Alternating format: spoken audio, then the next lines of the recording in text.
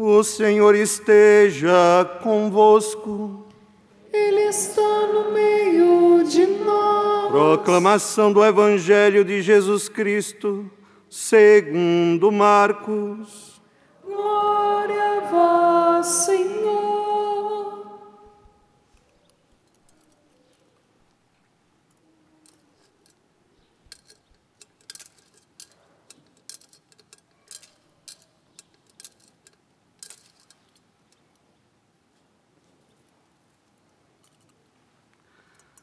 Naquele tempo, disse Jesus a seus discípulos: Cuidado, ficai atentos, porque não sabeis quando chegará o momento. É como um homem que, ao partir para o estrangeiro, deixou sua casa sob a responsabilidade de seus empregados e distribuiu a cada um sua tarefa.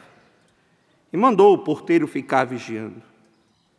Vigiai, portanto, porque não sabeis quando o dono da casa vem, à tarde, à meia-noite, de madrugada ou ao amanhecer, para que não suceda que, vindo de repente, ele vos encontre dormindo. O que vos digo, digo a todos: vigiai. Palavra da salvação. Glória a vós, Senhor.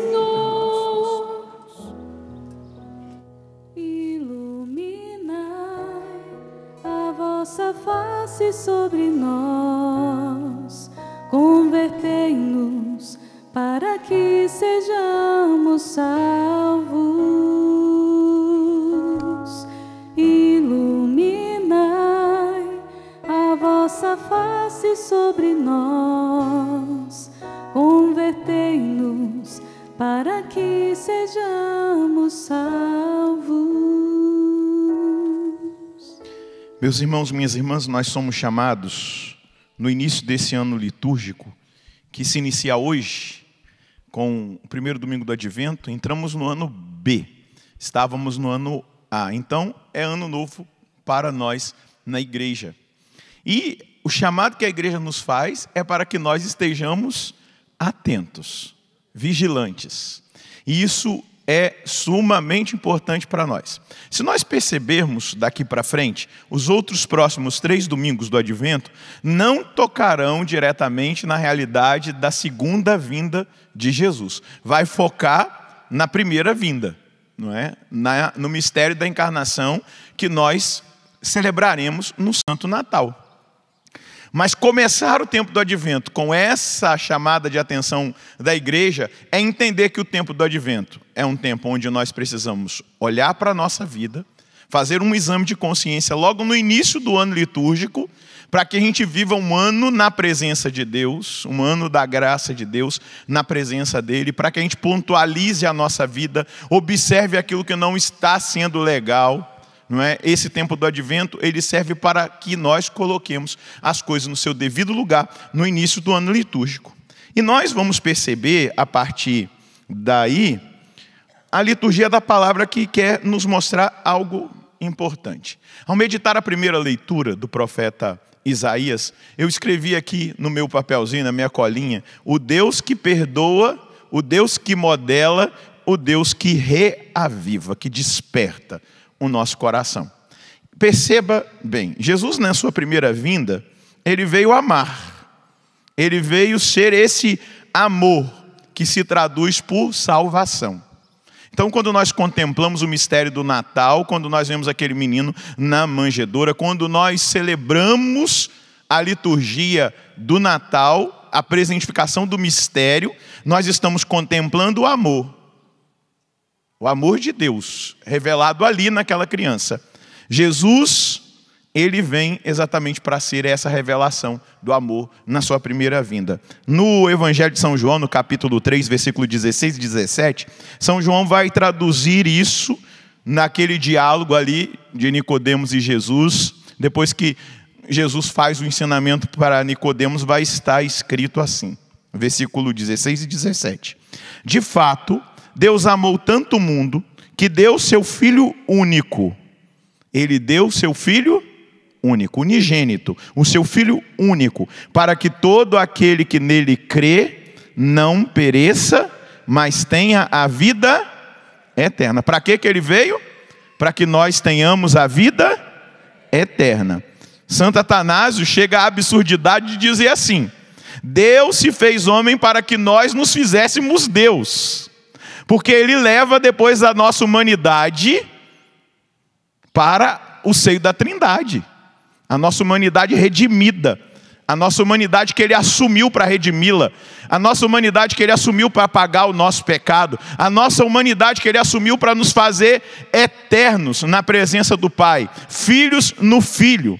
Então continua São João: pois Deus enviou o seu Filho ao mundo, não para condenar o mundo, mas para que o mundo seja salvo por ele.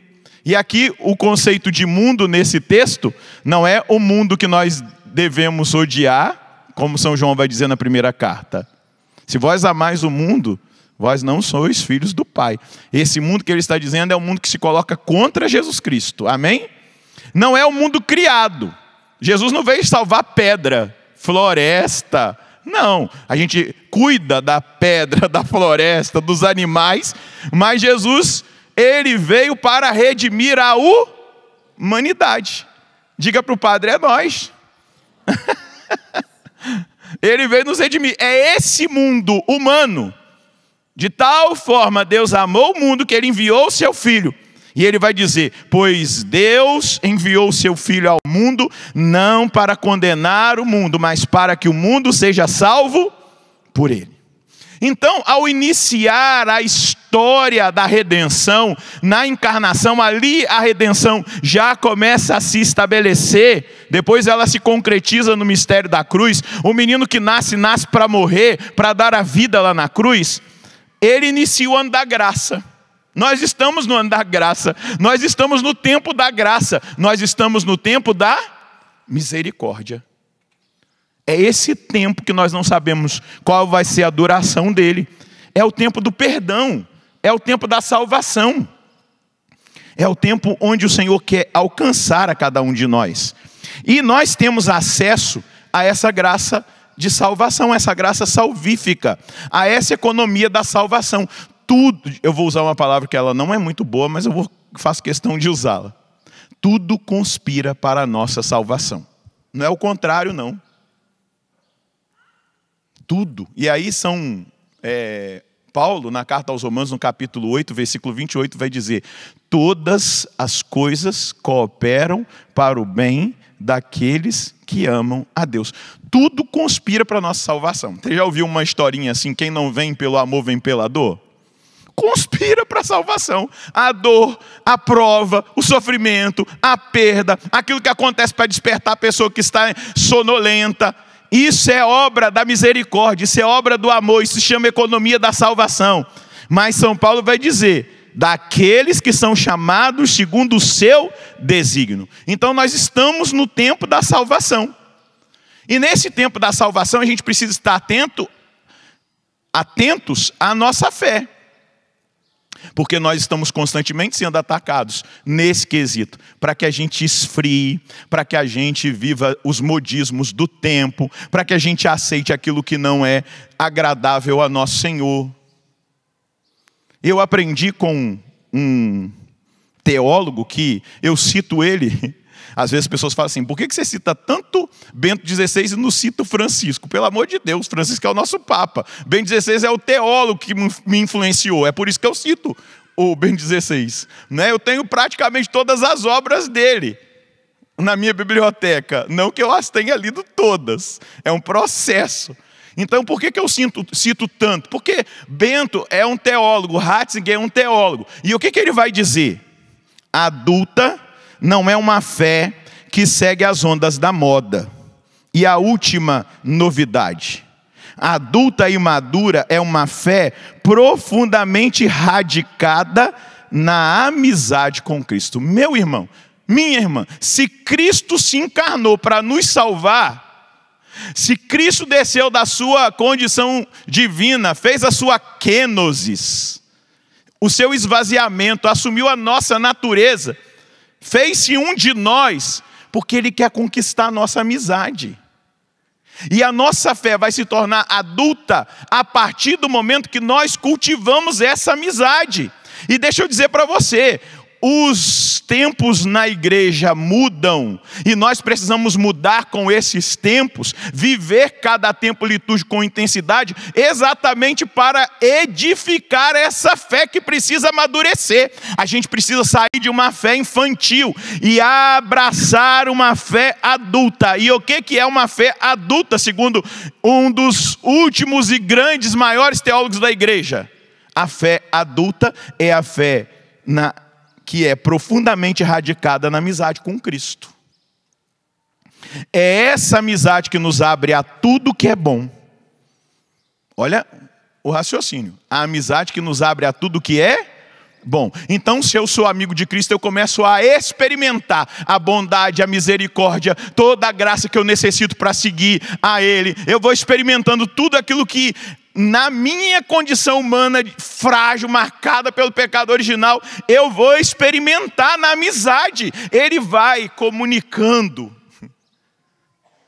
aquilo que Ele é. Se eu não me engano, ou Agostinho ou Tomás, às vezes a gente coloca tudo em Agostinho, né? Que Agostinho escreveu muito, Tomás também. Só para eu te dar um conceito de amizade dentro do pensamento desses teólogos e santos da igreja. Quando ele fala de amizade, se eu não me engano é Tomás de Aquino, ele vai dizer assim: a amizade é uma alma só em dois corpos. Olha que profundo. Uma alma só em dois corpos. Então, se eu sou amigo de Cristo, a alma de Cristo vai me possuindo, o pensamento de Cristo vai trabalhando a minha mentalidade, os meus pensamentos, a vontade, o desejo de nosso Senhor vai se estabelecendo. Então, Ele vai nos mostrar tudo que é bom, e aí, na amizade, nós teremos o critério para discernir entre o verdadeiro e o falso. Diga comigo, o critério para discernir entre o verdadeiro e o falso, o engano e a verdade. Gente, nós estamos em tempos de mentiras, de enganos, e nós só sairemos ilesos dos enganos e mentiras desse tempo se nós cultivarmos uma amizade com o nosso Senhor, se nós gastarmos tempo na presença dEle. Por isso nós começamos um tempo do Advento e um chamado que o Senhor nos faz para viver esse tempo de uma forma integral, dedicada, para que aconteça já no início do ano litúrgico um processo de progresso, de crescimento na nossa fé. Amém? E aí, essa amizade, ela se dá a partir do encontro com a pessoa, que é Jesus Cristo. Do encontro com um acontecimento, que é a redenção.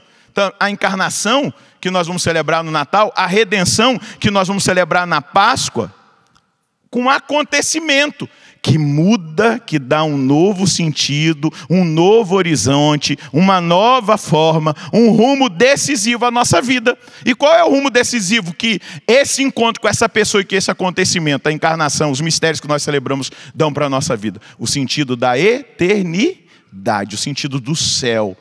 A atenção que nós precisamos ter com a nossa vida para que um dia nós vivamos a experiência do céu. Ele veio nos amar perdoando, nos modelando e pelo seu Espírito, modelando-nos segundo essa imagem do profeta, que ele é o oleiro. Deus lá no capítulo 55, os versículos de 3 a 11 do profeta Isaías, ele vai dizer: os meus pensamentos não são os vossos pensamentos. Os meus sentimentos não são os vossos sentimentos. Então, para que os meus pensamentos e os meus sentimentos sejam os dele, eu preciso passar por esse processo. E aí, eu volto a essa realidade que o tempo do Advento nos insere nesse primeiro domingo. O tempo do Advento nos insere na expectativa do Senhor que virá no Natal, mas do Senhor que virá um dia nos fins dos tempos. O tempo do Advento nos aponta o início e o fim. O início do processo da redenção e o fim do processo, que é a vinda gloriosa do Senhor, como justo juiz para julgar os vivos e os mortos. Ele é o alfa e o ômega, o princípio e o fim. E ele virá glorioso. No ofício das leituras que nós rezamos hoje, nesse domingo, primeiro do Advento, vai ter uma catequese de São Cirilo de Jerusalém sobre as duas vindas de Cristo. Eu quero ler só um trechinho para você. São Cirilo de Jerusalém, dando uma catequese, ele vai dizer assim: nós anunciamos a vinda de Cristo. Não apenas a primeira, mas também a segunda, muito mais gloriosa. Pois a primeira ele se revestiu de um aspecto de sofrimento. Mas a segunda, ele manifestará a coroa da realeza divina. A primeira nós o vemos frágil na figura de uma criança no Natal. A segunda nós o veremos glorioso, com toda a sua realeza, com todo o seu poder. E continua São Cirilo: aliás, tudo que concerne a nosso Senhor Jesus Cristo tem quase sempre uma dupla dimensão. Presta atenção, tudo que concerne a nosso Senhor Jesus Cristo tem quase sempre uma dupla dimensão. Houve um duplo nascimento. O primeiro, ele nasceu de Deus antes dos séculos. Gerado, não criado, consubstancial ao Pai. Vai dizer o credo niceno-constantinopolitano. Depois vai dizer, nasceu da Virgem, na plenitude dos tempos. Dupla descida. Vai dizer São Cirilo, uma discreta, como a chuva sobre a relva, e outra no esplendor, que se realizará no futuro. Na primeira vinda ele foi envolto em faixas, e reclinado no presépio. Na segunda, ele será revestido num manto de luz. Na primeira, ele suportou a cruz, sem recusar a ignomínia. Na segunda, ele virá cheio de glória, cercado de uma multidão de anjos. Não nos detemos, portanto, somente na primeira vinda, mas esperamos ainda ansiosamente a segunda. Repita comigo: não nos detenhamos somente na primeira vinda. Lembra que eu comecei dizendo que o primeiro domingo do Advento vai mostrar essa realidade que os outros não vão. Os outros vão concentrar no nascimento de Jesus, na encarnação do Verbo lá em Belém. Agora o primeiro domingo vai destacar essa segunda vinda que São Cirilo está dizendo para nós, como igreja hoje no século 21. Não fiquem somente detidos na primeira vinda, no tempo do Advento. Não fiquem detidos. Então diga, não nos detenhamos somente na primeira vinda, mas esperemos ainda, ansiosamente, a segunda. Então o Advento é para que a gente se detenha na primeira vinda, medite no mistério da encarnação, mas também o Advento é o tempo para que nós suspiremos, esperemos ansiosamente a segunda. Então, o tempo do Advento é um tempo para nós colocarmos a nossa casa interior no seu devido lugar. É para nós fazermos um belo exame de consciência e buscar uma confissão, para que, ao contemplar a manjedoura, quero que você se detenha um pouquinho ali na manjedoura. Você imagine como que tem que se preparar para o nascimento de uma criança. Então a casa precisa estar bem arrumadinha, não é verdade? Desinfetada, limpinha, para que a criança não pegue nenhuma bactéria, amém? Não é assim? Daqui a pouco você vai estar preparando, né, meu filho? Para o terceiro.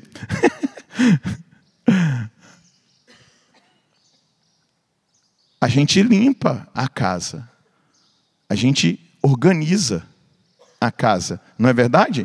Então a confissão, ela é fundamental. Depois se adquire coisas importantes para o enxoval da criança. Ali um sabonetezinho de bebê para dar banho, uma fraldinha. A gente vai organizando tudo, não é? A gente vai preparando tudo, vivendo a expectativa para que aquela criança que virá seja bem acolhida, se sinta profundamente amada, não é? Então, a necessidade da oração cotidiana, para que a gente ali, naquela expectativa da criança que vai nascer, esteja preparado para receber aquela criança. E depois todo o restante que diz desse nascimento, desse cuidado, reflete o cuidado que nós temos que ter ao determos na primeira vinda com essa estrutura para receber um menino. Não é? Se Jesus precisa nascer numa manjedoura limpinha, acolhedora como Nossa Senhora preparou, agora é a nossa responsabilidade manter essa manjedoura do nosso coração num estado de limpeza, de purificação, para que esse menino Deus nasça. Depois, a segunda vinda, nós não sabemos quando ele vai vir. Nós esperamos ansiosamente. Então, essa preparação também nos remete para a segunda vinda. E assim como dissemos na primeira, bendito que vem em nome do Senhor, nós aclamaremos de novo no momento da sua segunda vinda, quando formos com os anjos ao seu encontro para adorá-lo. Bendito o que vem em nome do Senhor. Então, ele virá, o Salvador virá, não para ser novamente julgado, amém?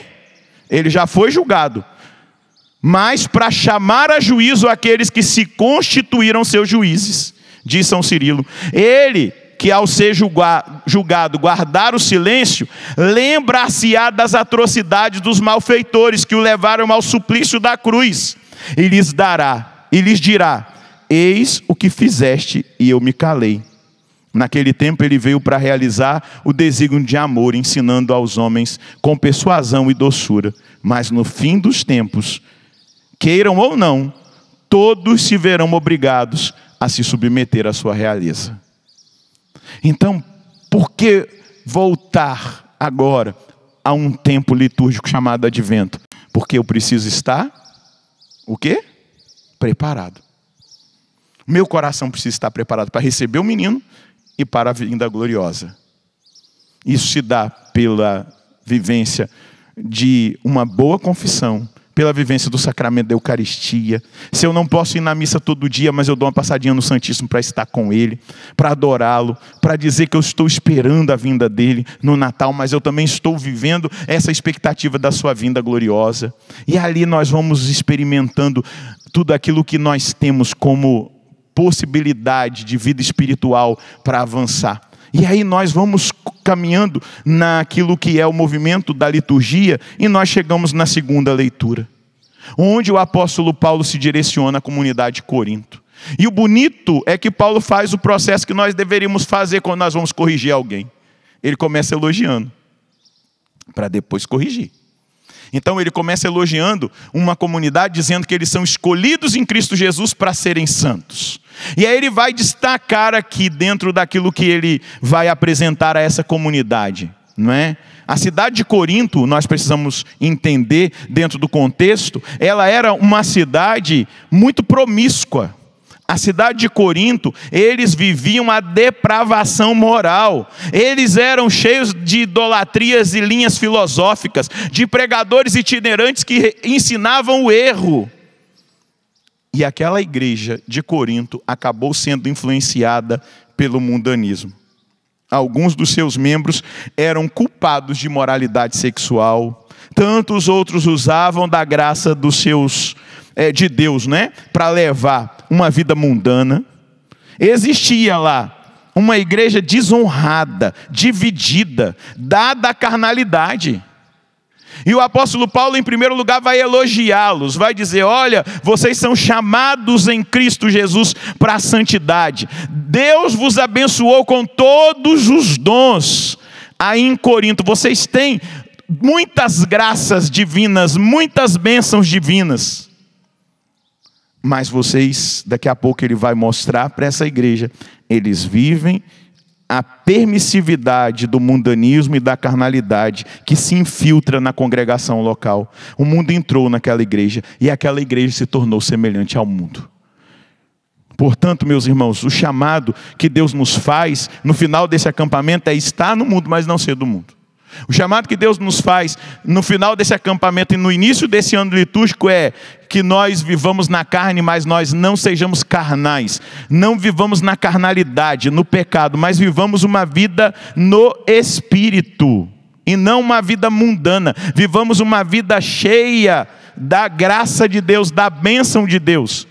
O profeta Isaías, ele olha para trás e ele diz assim, Deus, nunca existiu Deus como o Senhor, que faz maravilhas para os seus servos, mas os nossos pecados impediram as maravilhas que o Senhor pensou para nós. Os nossos pecados impediram aquilo que o Senhor tinha para nós. Ele olha para cima, ele diz: ah, se rompesses o céu e descesses. Ele faz um clamor por avivamento. É um dos clamores mais lindos por avivamento que tem na Escritura. Ah, se descesses do céu e rompesses a terra, as montanhas se derreteriam. Ele faz memória do que Deus fez lá no Sinai, o fogo que desce, que sacode a montanha, o Deus que fala, que orienta, que ordena a vida do povo de Deus. Ah, se fendesses o céu e descesses. Depois ele olha para frente e ele diz: ainda tem esperança para nós. E é o que Paulo está dizendo, é o que Paulo está revelando para a comunidade de Corinto. Olha, vocês estão na pior. Vocês são uma comunidade cheia de dons. Vocês foram chamados à santidade, mas vocês deixaram o mundanismo entrar. Vocês deixaram a carnalidade entrar. Vocês são culpados de pecados sexuais. Vocês são culpados de filosofias heréticas. Vocês estão em estado de divisão. É uma comunidade que causa vergonha. Mas existe para vocês uma solução, uma vida nova. Amém? Olha para quem está do seu lado e diga: tem jeito para a sua vida também. Basta você, diga para ele, basta você abrir o seu coração e dizer para nosso Senhor: eu quero experimentar essa graça. Pode aplaudir o Deus que vai fazer na vida desse irmão nesse tempo do advento. Olha, eu recebi um testemunho ontem dos meninos que estavam no confessionário, que para mim já valeu a pena o acampamento.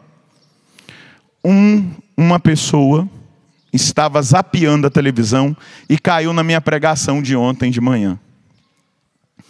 E ele foi tão impactado pela pregação, e ele estava depois deslocando-se da cidade dele para o Rio de Janeiro. Ele foi tão tocado pela pregação, ele foi tão tocado pela proposta de nós vivermos separados, que ele foi movido por Deus a entrar com o carro aqui, chegar no confessionário e se confessar. Mas não foi uma confissão simplesmente indiferente, não. Ele chorou, os meninos disseram, ele chorou copiosamente os seus pecados. Porque ele descobriu que Deus estava dando uma chance para ele estar preparado para a vinda do Senhor. Jesus pode vir na nossa geração, mas também pode não vir. Mas nós iremos, amém? E nós precisamos estar, o quê?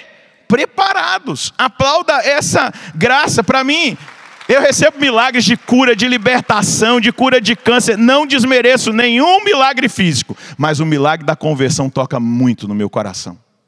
Porque um dia o nosso corpo, se Jesus não voltar, vai ser comido pelos bichos no cemitério. O meu já está ali do lado. De Cachoeira Paulista, minha vaguinha. Se Jesus não voltar nessa geração, e se Ele me chamar antes da vinda gloriosa dEle. Mas a alma eterna convertida, a busca sincera por nosso Senhor, é isso que faz valer a pena cada suor, lágrima e cansaço vivido para anunciar o Evangelho do Reino de Deus. É isso que vale, que faz valer a pena o nosso trabalho incansável na Canção Nova. É ver almas que são tocadas por Deus e pelas suas palavras. E que são transformadas. É para isso que nós existimos. É para isso que o Padre Jonas fundou a Canção Nova. É para isso que ele falou incansavelmente sobre a vinda gloriosa do Senhor. Para que tenha um povo bem disposto. Aquele homem tornou-se bem disposto ao ouvir a palavra de Deus e ao entender. Eu preciso lavar a minha alma de todo pecado. E eu preciso estar preparado, porque eu não sei em que hora virá o Senhor. Amém? Que isso possa impactar a nossa alma. Veja só, Jesus não queria que seus discípulos se envolvessem com profecias sobre o futuro simplesmente, que os distraísse. Jesus não queria de modo algum que eles se descuidassem do presente, porque é no presente que a gente se prepara para o futuro. Ele queria que eles tomassem uma decisão de estar preparados. Nós não precisamos nos perder em observações de sinais simplesmente externos. Nós precisamos estar atentos aos sinais que a nossa alma dá. Os sinais internos que podem revelar o despreparo, o descuido e a nossa infidelidade. A nossa alma fala, ela se comunica, basta a gente parar um pouquinho, silenciar, que ela vai reclamar se ela estiver em pecado mortal. Se ela estiver num vício, ela vai dizer: olha como que você está desgastado. Isso desgasta as suas emoções, o seu físico. Isso retira as suas energias. Por isso que Jesus vai dizer: vinde a mim todos vós que estáis cansados e fatigados com o peso dos vossos, e eu vos darei descanso. Vigiar, essa é a palavra do Evangelho. Permanecer atento. Permanecer atento às tendências carnais, aos pecados dominantes. E estar atento à força de Deus. Deus é capaz de mudar o seu coração. Se o seu problema é na área da sexualidade, Deus é capaz de te fortalecer para viver a castidade, ainda que seja muito exigente. Se o seu problema é com vícios, Deus é capaz, Ele pode. Mas você precisa permitir que essa mudança e a adequação da sua vida a Nosso Senhor aconteça, porque Ele virá não mais naquela forma amorosa que nós vimos na primeira vinda para nos salvar. Ele virá como o dia da ira, onde Ele vai aplicar a justiça. E na hora da justiça não dá para terceirizar a responsabilidade. Fulano de tal falou que a gente podia viver de qualquer maneira, porque é assim mesmo, são as nossas tendências carnais. Fulano de tal não vai abrir a porta do céu para você. Ciclano não vai abrir a porta do céu para você. O juízo revela a nossa responsabilidade. Eu sou responsável pelo meu processo. Ninguém abrirá a porta do céu para você. A porta do céu foi aberta por nosso Senhor Jesus Cristo. Pode aplaudir essa verdade. Só que eu preciso anunciar à igreja que entra no advento, na expectativa do Senhor. A porta é estreita. E aí Jesus disse: esforçai-vos por entrar pela porta estreita. Ele abriu, mas tem que ter um esforço. Não adianta você terceirizar, falar que o Padre Roger é culpado, que o outro é culpado, não. Na hora que você tiver que prestar contas, é da sua vida. Quando eu tiver que prestar contas, é da minha vida. Ficai, portanto, atentos, porque não sabeis quando chegará o momento. Vigiai, portanto, porque não sabeis quando o dono da casa vem. À tarde ou ao meio-dia, ou à meia-noite, de madrugada ou ao amanhecer. Nós não sabemos quando virá o Senhor. Nós não sabemos. Diga para quem está aí do seu lado: nós não sabemos quando virá o Senhor. E Ele está dizendo: ficai, portanto, atentos, porque não sabeis quando eu virei. Para que não suceda que, vindo de repente, você seja encontrado dormindo. O que vos digo, digo a todos. Você prestou atenção que ele começou falando para os discípulos? Não foi? Diga, os discípulos, nós, amém? E como que ele termina? O que eu vos digo, eu digo a todos. Então agora sai da igreja e vai para fora. Não é só para os discípulos. Eu estou dizendo a todos: eu virei. E ninguém sabe a hora, se vai ser à tarde, à meia-noite ou de madrugada. O que ele diz é que nós devemos permanecer atentos e vigilantes. A minha parte deve ser feita. A sua parte deve ser feita. O advento precisa de um programa de vida. Faz um programa de vida para iniciar bem esse ano novo da igreja. Permaneça em estado de graça. Busque a confissão. Lute para fazer esse esforço de viver em estado de graça. Viva. Priorize a Eucaristia. Busque a oração pessoal. Busque meditar a palavra. Cresça na devoção ao Espírito Santo, porque Ele vai te preparar. Se descesses do céu e rompesses na terra, nem as montanhas existiriam a tamanho poder, a tamanha força e unção. Busque a verdade. Caminhe na verdade da palavra, do catecismo da igreja, daquilo que Deus revela a nós. O Senhor virá e não tardará. Amém? É nós. Fica um pouquinho de pé na presença do Senhor. Ergue os seus braços. O Senhor, quando Ele nos avisa porque Ele nos ama. Ele não quer perder ninguém. Eu queria dizer para você que está aqui no santuário, Ele não quer te perder. Amém? Eu quero dizer para alguém que está agora em casa, me ouvindo, num hospital, talvez na estrada, sintonizado na Rádio Canção Nova. Eu quero dizer para você que vai ver essa mensagem daqui a alguns anos, ou algum tempo. O Senhor não quer perder você. Mas Ele precisa do seu sim.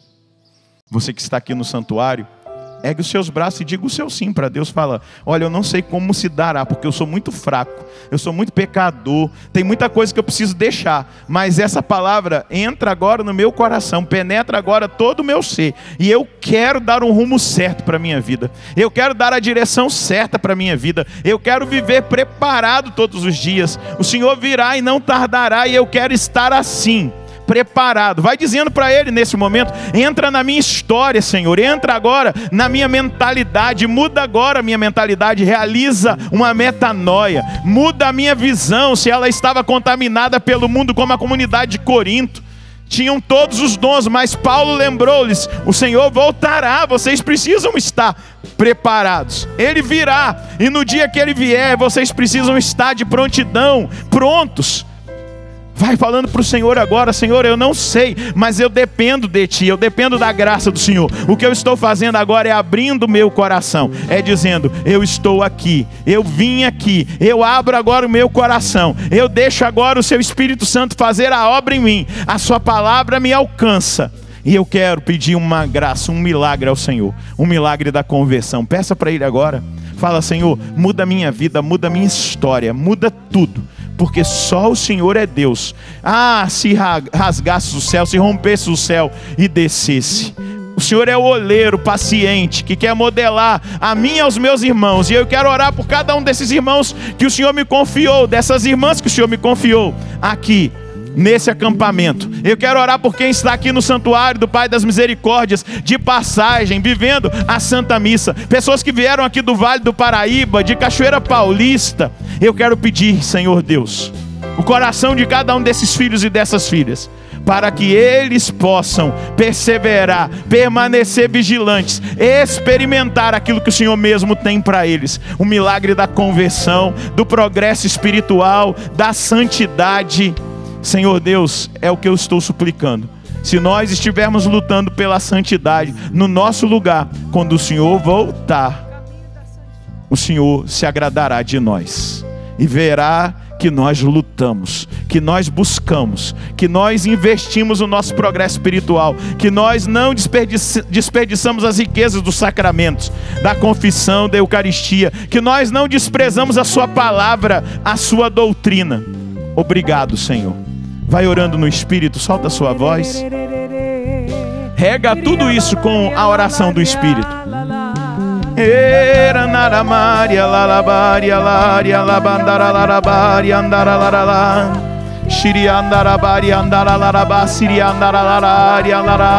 Ora com mais força. Eu volto a dizer, Senhor, eu quero pedir a salvação de cada um desses filhos e filhas confiados a mim nessa Eucaristia, nesse acampamento que nós vivemos. Assim como o Padre Jonas desejava que a palavra se cumprisse, a conversão de cada um. Eu peço dos irmãos que estão trabalhando aqui agora, servindo nessa Eucaristia. Eu peço pelos meus irmãos de comunidade de Canção Nova, a começar de mim. Eu peço pelo povo de Deus nessa hora. Eu suplico por cada um de nós, que essa graça nos alcance e que nós façamos valer a pena o mistério da sua encarnação, o mistério da redenção, que nós façamos valer a pena os avisos da sua palavra a nosso respeito, porque o Senhor é apaixonado por nós e não quer que nós nos percamos, mas o Senhor respeita a nossa decisão, o Senhor respeita o livre-arbítrio, a escolha que cada um de nós fazemos. Mas nessa hora nós queremos render o nosso coração a Ti e pedir uma mentalidade nova, uns sentimentos novos, um coração novo, uma vida nova ao Senhor no início desse ano litúrgico.